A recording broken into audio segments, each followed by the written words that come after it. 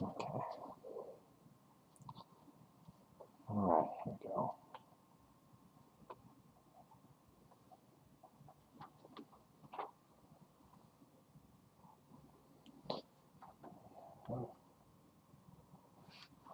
Okay.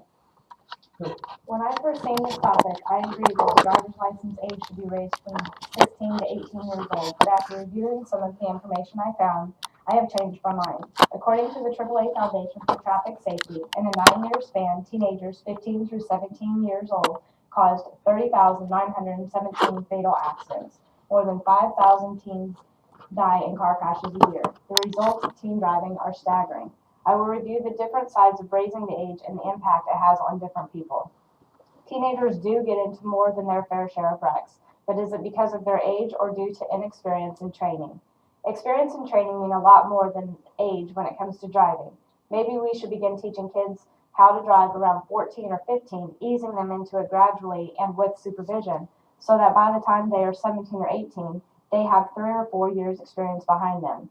Joe Diamaco, an Illinois lawmaker, stated that he could not sit back and watch more lives be claimed due to lack of experience. He feels that raising the driving age may be a burden to parents and teens, but he wants everyone to realize that it is about safety and not convenience.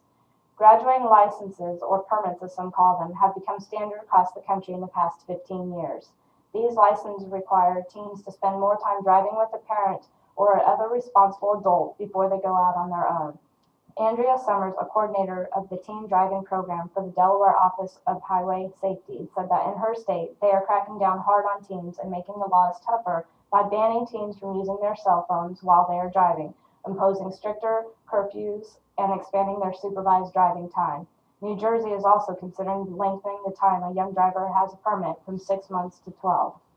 Karen Sternheimer, a University of Southern California sociologist who studies accident statistics, cited federal data from 2007 showing that drivers 25 to 34, as well as those ages 45 to 64, were nearly twice as likely to be involved in alcohol-related fatalities as were 16 to 20-year-old drivers. In a blog from an anonymous writer found about teenage driving, a person stated, if you took an average 14 or 15-year-old and had them trained by an expert instructor and properly supervised for a year or two before a provisional license was granted, after which the teen would be monitored and quickly reined in at the first sign of reckless driving or incompetent behavior, the whole teenage driving thing would just disappear. Teenagers say they have waited so long to drive and feel that it would help them grow up if they were to obtain their license at 16 years old. Teens feel that they are mature enough and to handle the responsibility. Parents have stated they are ready for their teens to drive at 16. They are tired of being a taxi and also feel that it would make their teens more responsible. Teenagers have a different attitude to driving compared to older drivers. They can be fearless and thrill-seeking, taking risks that older drivers would not do. They see good driving as being able to control their car at high speeds. They are also more influenced by peer pressure and more competitive, both of which make risky behavior more likely. Few countries think 16 and 17-year-olds are grown up enough to vote, drink alcohol, or smoke. Yet most allow them to get behind the wheel of a car, even though it is considered a dangerous weapon in the wrong hands. But isn't guns, knives, simple plastic bags, and computers, aren't these considered dangerous if given to a person who doesn't know how to handle it or what to do with it? Sure, raising the driving age will reduce the number of accidents on the road, but for how many years? Inexperience, risk-taking behavior, and immaturity are cited as primary reasons for accidents among teen drivers. Increasing the driving age to 18 would not necessarily change all these reasons. Therefore, we must consider other possible solutions as well as the driving education process itself. Let's teach teens how to drive a car. Why not use driver simulation courses? American Medical Response operates the largest fleet of ambulances. Their paramedics are required to go through a series of simulation courses to teach them how to handle any type of driving condition and how to operate an ambulance to perform better driving habits. This has reduced the number of ambulance crashes by more than 90%.